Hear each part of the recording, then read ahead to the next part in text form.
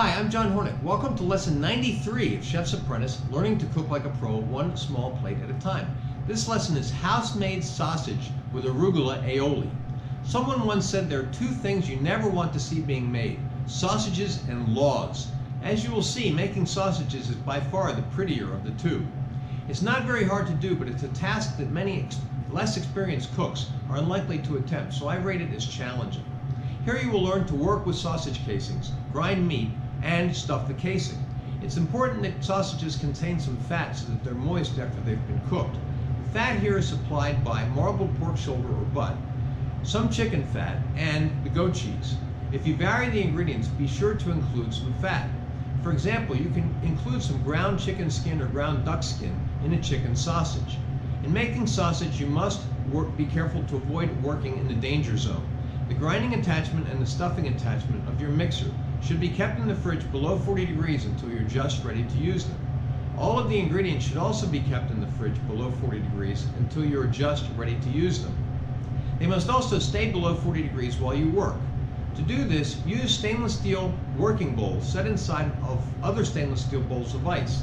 If the ingredients begin to warm above 40 degrees, return them to the fridge and chill them below 40 degrees. The challenge here is to make perfect lengths with little or no bubbles or voids, and to work cold. The stuffing you will use is a mixture of pork, chicken, vegetables, and fruit. Sausages are also as varied as laws, so feel free to improvise with your stuffing. You can also make the sausages as long or as short as you wish. Techniques today are skinning and boning chicken, chopping and slicing, seasoning, sauteing, deglazing, and reducing, grinding meat, working with sausage casings and making sausage, processing and making a sauce, and plating. So let's start cooking. All right, let's talk about the mise en place for lesson 93. We're going to need some sausage casings, okay? So do with them whatever the instruction on your package says. This package said to soak them in water, rinse them and then soak them in water, and then blot them dry. So I've rinsed them, I have them soaking in water now. I'm going to blot them dry later when I'm ready to use them. You're going to need about 4 feet of sausage casing. You probably won't use all that, but you got to have some extra, okay? We'll also need to have about 3/4 of a pound of pork shoulder or pork butt that's been coarsely chopped, and that should have some fat in it, okay? You don't want it to be all lean. We'll also need to have about 1/2 pound of chicken thigh meat. No bones, no skin, but coarsely chopped. And again, if it has some fat, leave it in there, all right? You need the fat to make sure that the sausage is not dry after you cook it. Also need to have about 1/2 cup of coarsely chopped dried apricots and about 1/4 cup of coarsely chopped dates that you take the pit out, obviously, and then coarsely chop them. About 1/4 cup of the dates. About 1 cup of mushrooms, 1 cup uncooked of mushrooms. Then what I want you to do is to saute them, season them with salt and pepper, deglaze with white wine, and then chill them to less than 40 degrees, okay? So you're gonna have less than a cup after you do all that. They're gonna reduce in volume, but start out with a dry cup. Then we'll need to have some olive oil.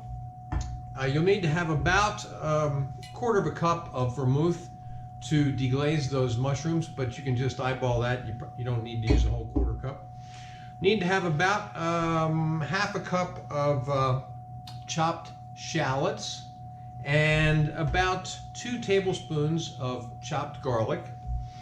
You need to have about 6 ounces of chevre, of goat cheese. Now you can either get plain chevre, you can get flavored chevre. You know, this is an herb chevre, and this is a 4-ounce package here. And I need about 6 ounces, and I've got some crumbled goat cheese here. I'm going to make up the other 2 ounces with the crumbled goat cheese. You need to have about 1/2 cup of arugula leaves. When I say leaves, I mean take the stems off. You could use the stems. This is going to be used to make the aioli. You could use the stems, but it's a lot harder to process those and then get them out when you strain it. So I recommend that you pull off the stems and have just about 1/2 cup of packed arugula leaves. Then you also need to have some more arugula that you can use as a bed under each one of the sausages for each one of your guests. You'll need to have about 1 cup of mayonnaise. I'm going to use the Kraft Light mayonnaise. You can make the mayonnaise from scratch if you want, if you're making this a la minute. If you're making it in advance, Don't make fresh mayonnaise. Use store-bought mayonnaise. I like the Kraft Light. You could use any mayonnaise that you like. You need to have 2 or 3 cloves of garlic peeled. I have 2 large cloves here. Half of a lemon that's been squeezed, so the juice of 1/2 a lemon. And then we'll need to have some kosher salt and peppermill. Also some ground white pepper. We're going to use that in the aioli so we don't get the color of the pepper. All right, that is all of the ingredients. I just wanted to check on the shallots. The shallots, that should be 1/3 of a cup. I think I said just a moment ago 1/2 a cup, but the description gives you the accurate amount. It's about 1/3 of a cup.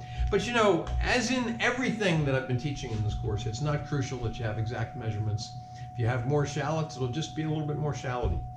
Okay, that's all of the ingredients. We'll break, come back, and I'll show you the equipment for lesson 93. Okay, for equipment, we're going to need a cutting board and chef's knife. We'll also need to have a slicing knife to slice those sausages after they've been cooked. Need to have a wooden skewer. We're going to use this to pierce the sausage casing. And then you'll need to have a juicer so you can squeeze that lemon. Saute pan. We're going to need this pan to, you're going to need this pan. I've already done it. You're going to need this pan to saute the mushrooms, and we'll also need it to cook the sausages at the end, and a wooden spoon. Let's see, you also need to have a mixer with a food grinder attachment. Now I have a KitchenAid mixer, and I'm going to get the grinder out of the fridge. Now you want to keep this chilled until you're ready to use it. This is the grinding attachment for the KitchenAid mixer and the sausage stuffing attachment. Keep them chilled until you're ready to use them. Okay, then we're also going to need to have some rubber gloves or latex gloves, 2 or 3 pairs. I've got a whole box of them here. Might be able to get by with 1 pair, might need 2 pairs. Also need to have a camera cut off there for a moment. You'll also need to have a bowl to mix the sausage filling. So we have a bowl in which we'll do the mixing, and then we're going to have a larger bowl underneath that's going to be filled with ice. And that mixing bowl is going to sit on top of that ice while you do the mixing. You need to have a similar bowl set up to catch the first grind after you put the meat through the grinder. You'll have this bowl that will catch the ground filling, and it'll be sitting in an ice bowl that will keep it chilled. Then when you do the second grind, you can, in the meantime, you can wash out the first set of bowls that you use and use that for the second grind. And then after you make the sausages, you're going to need to have a bowl to catch the filled casing. And you can rinse out the bowls that you use for the second grind and use that to catch the filled casing.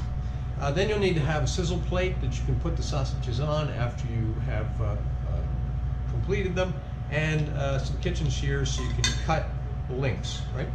We'll need to have a food processor so we can make the Arugula Aioli, and a strainer and a rubber spatula to push the aioli through the strainer into a mixing bowl, right? Then we will need to have some little bowls for the aioli. It will be served with the sausage. I haven't picked the plates yet for plating up the sausage, but that can be any plate. And then finally, as I mentioned, you're going to need this skillet, or a skillet, to grill the sausages. All right, that is all of the equipment. We'll break, come back, and start cooking. Okay, the first thing on our prep list is to prepare the casing. Now, what I'm going to do is I'm going to take these pieces of casing and cut them into lengths about 2 feet long. All right, just easier to work with that way. And I'm going to put them down onto this cloth for a moment. But we're going to use the cloth to blot them in just a moment. We're going to take this one, cut this into a length of about 2 feet. Now remember, I said only start with you only need about 4 feet. So far I've shown you about 4 feet, but I'm going to cut a little bit of extra. It's probably a good idea that you do that too, just in case you have any problems. So I'm going to cut another, that one's already probably about 2 feet. Okay, be careful not to get them tangled or knotted as you're working with them, okay?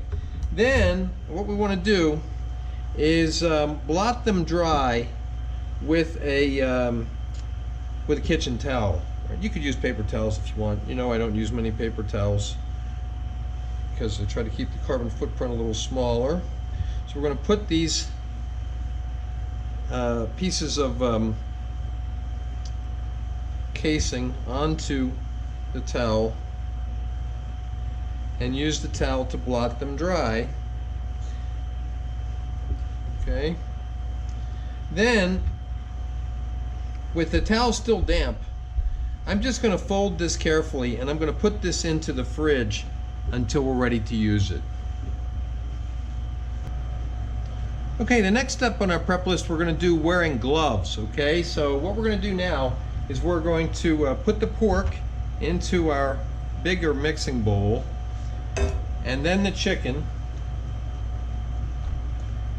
and then the apricots,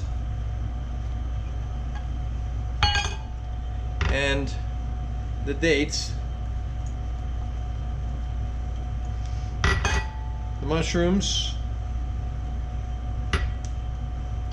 shallots,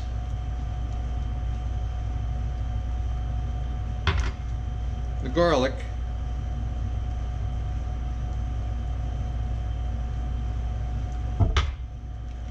put in the chevre,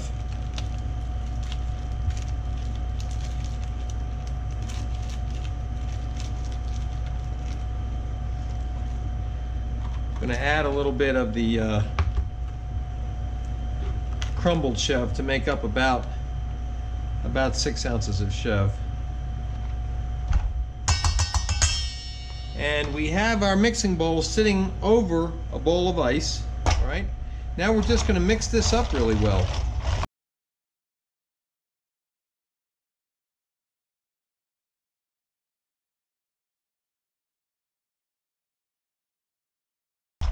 Okay, now we have our mixture mixed up pretty well. It's going to get ground together and it's going to get ground a second time, so that'll mix it even farther. But I'm going to put this in the fridge and then get set up to do the grinding. So I'm going to keep this cold in the fridge until we set up for the next step. Okay, I have the mixer set up with the grinding attachment, and the grinding attachment has the grinding plate with the large holes. I still have the gloves on, and if you're going to handle the a mixture with your hands, you should wear the gloves. If you just want to scoop it into the grinding attachment with a spoon, you may not need the gloves. But what I did is I just washed off the gloves that I had on before. And now we're going to start the grinding process. So we're going to put this on to number 4 and use the pusher to push the mixture down into the grinding attachment. And it will start to come out the end and drop into our bowl. And this bowl is sitting inside of another bowl that is full of ice. So we're just going to do this process until we have ground all of this mixture.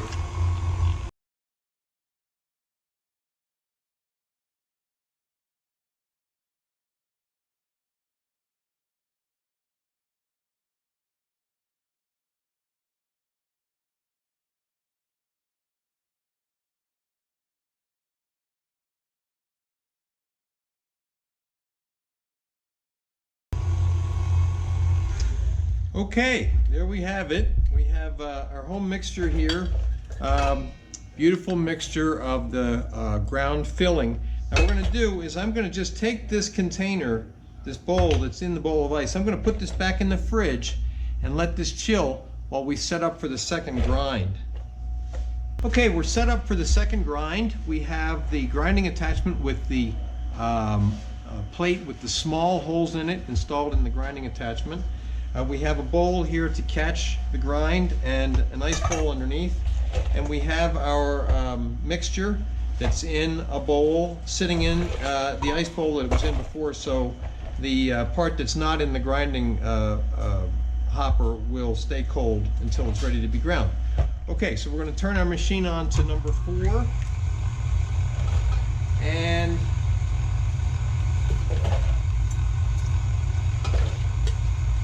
add some of the mixture to the hopper.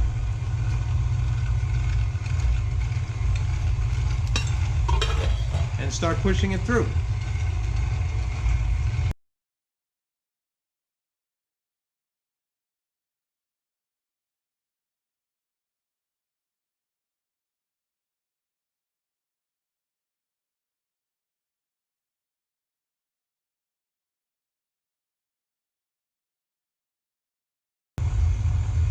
Okay, there we are. This is the end of the second grind. That was a lot easier than the first grind.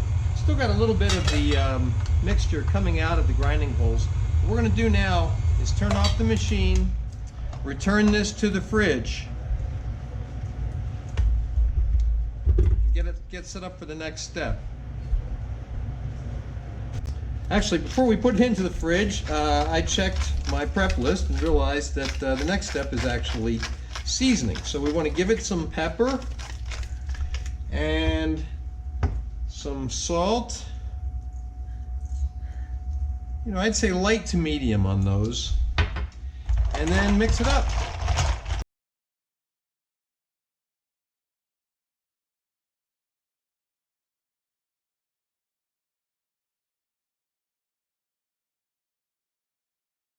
Okay, now we're going to go into the fridge for the next step, which is going to be stuffing the casings. Okay, next step is to put the casing onto the stuffer.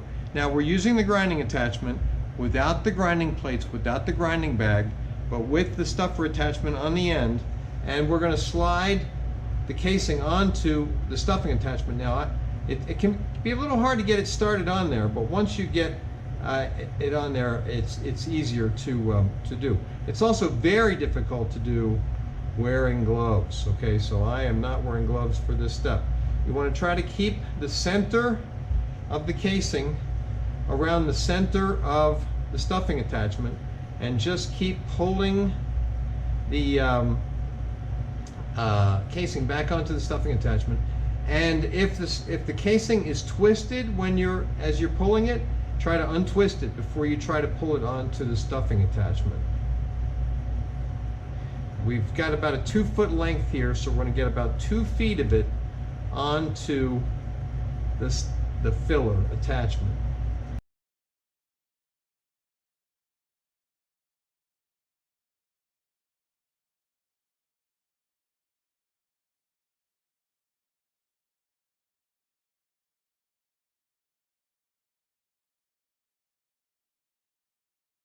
Okay, now we're almost at the end here, and I can feel this is getting a little dry, so I'm just going to dampen my hands and dampen the casing.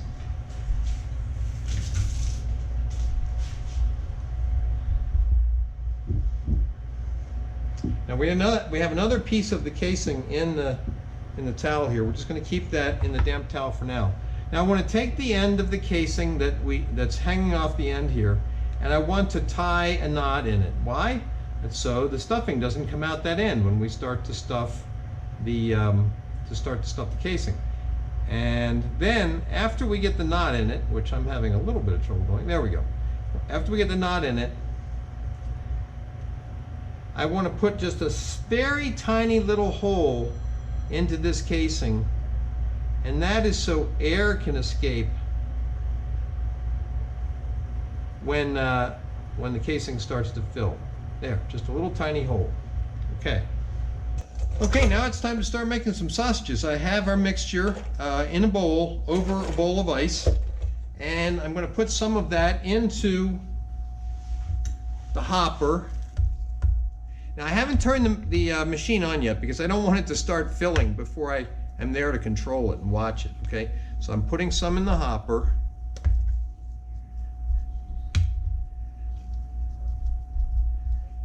Okay, now turn the machine on.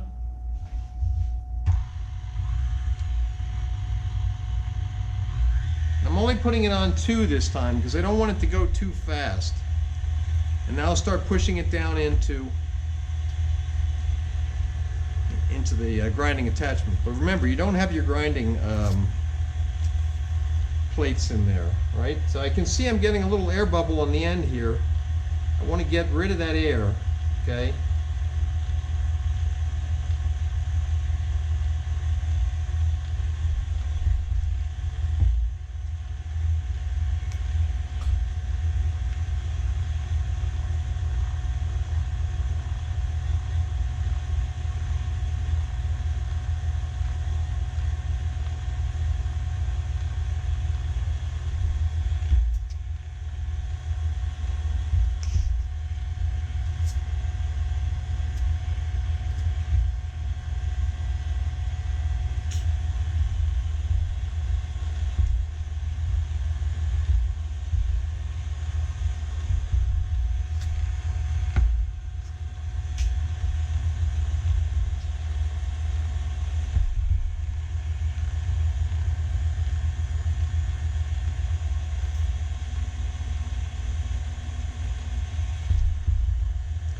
as you push down on the filling, it's going to start to fill your casing. If you get too much air, you can just pierce it just slightly so that the air comes out, okay? And you want to keep filling up your sausage without any voids.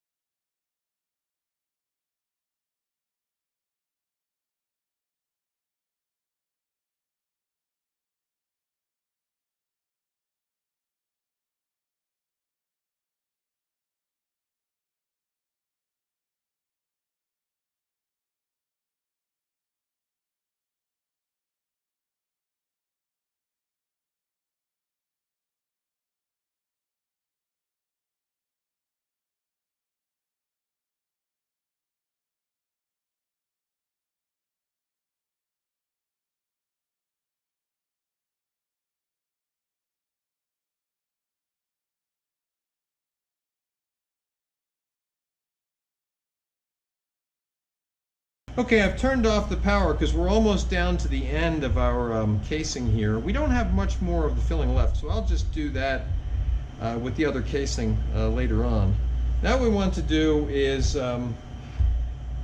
tie off the end of the casing, but leave leave about an inch. So don't tie it off right back at the where the sausage is. Tie it off about I'd say 3/4 of an inch from the end, because what we want is we want to have enough room that we can kind of move this sausage around inside the casing and then turn it into links. All right, so I've tied it off about 3/4 of an inch from the end of where the filling is. Okay, now we're going to move our mixer out of the way and take our sausage and kind of try to get it to be uniform, okay? If you see any voids in there, you want to try to mix the filling together so the void is gone, and get it to be a uniform thickness all around, and then count how many that you're going to make. And we're going to make 1, 2, 3, 4, 5, 6. I think we're going to make 8. Okay, so what we're going to do now is we're going to squeeze the casing a little bit until we can get an area that is kind of constricted, right? And then we're going to twist the casing. All right, that's one. Twist it about 3 or 4 times. Go this roughly the same length. Do the same thing. Twist the casing. Okay? And we're going to do that with this whole length of sausage, and we're kind of pushing it down toward that end where we tied off and we had a little bit of extra casing. All right? About the same length. Twist it.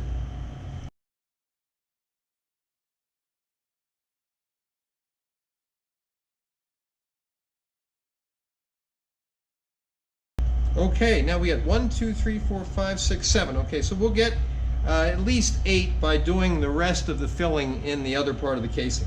Now, what we can do is we can either take a piece of kitchen twine and tie around these pieces, or we can just cut them the way they are. Now, just to be safe, I'm going to use a little bit of kitchen twine. Now, with most sausages, to be honest, they don't use twine. They just twist them and they stay closed. But we don't want to take any chances. And so what we're going to do is just take a little piece of kitchen twine and tie it off. We're going to do that with each one of these.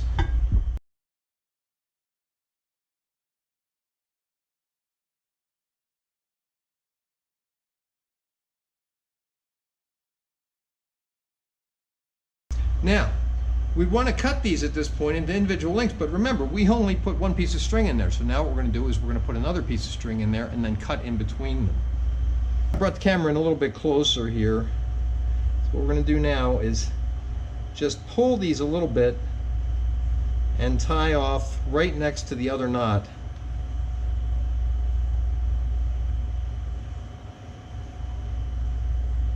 Right? Then we're going to cut between the nuts. There. Okay, now we have one finished sausage. Now we're going to do that with all of the rest.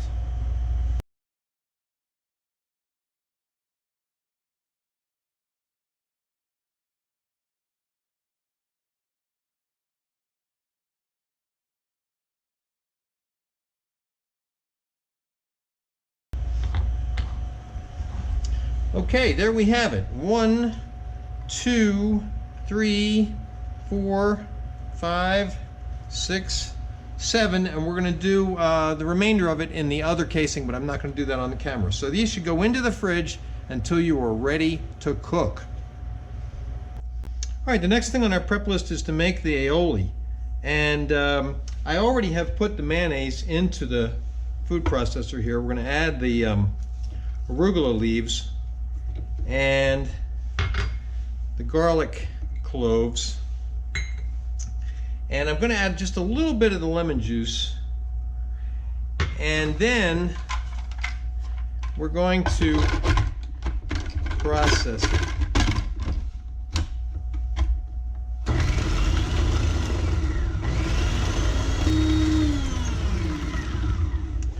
All right, let's see how it looks. Oh, it's looking good. All right, now, you know, I was going to strain this, but I really like the way it looks, so I'm not going to strain it. You've strained sauces in many prior lessons, so you know how to do it. And now we're at lesson 90, what was it, 3? Lesson 93. And you've probably learned by now that you don't have to do things exactly the way that I'm showing you. You can improvise. You can make decisions as you go along. You can add other ingredients. You can garnish in different ways. So what we're going to do is we're going to do that right now. We're going to decide that we're not going to strain this, and we're going to season it right now. A little salt and a little white pepper.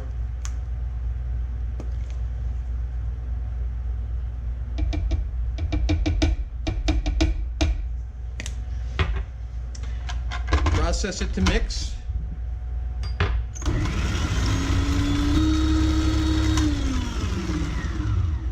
Okay, now let's taste it. Nice. You get a little bit of the peppery arugula flavor, a little bit of the lemon juice. Salt is just coming through. You know, if you weren't tasting salt at all, now would be the time to adjust, to add a little bit more salt. Okay, now next thing we're going to do is remove this from the food processor. Okay, let's plate up our sauce so that it's ready when we're ready to go, okay? And you know, you're going to have to judge how big the sausages are, how many people you have, and divide this accordingly.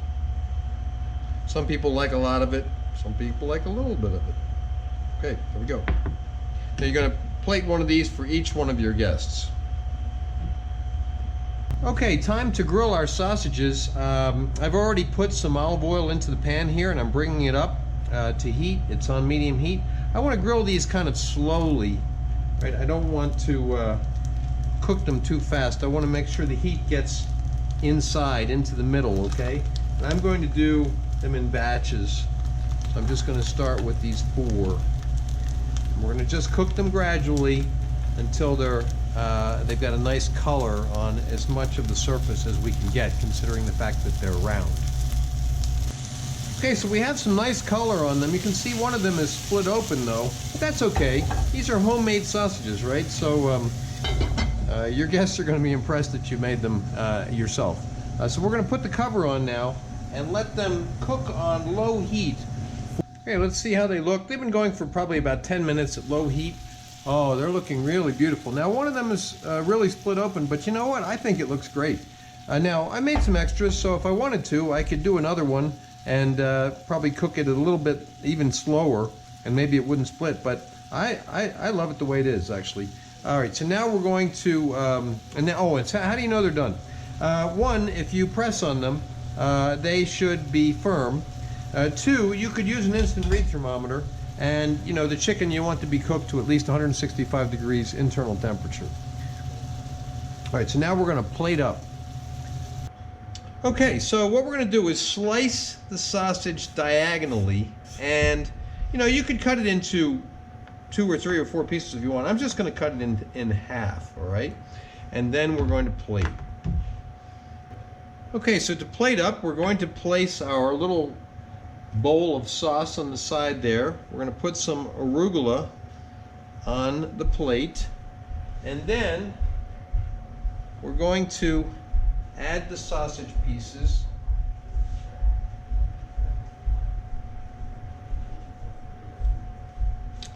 Artistically, there we go.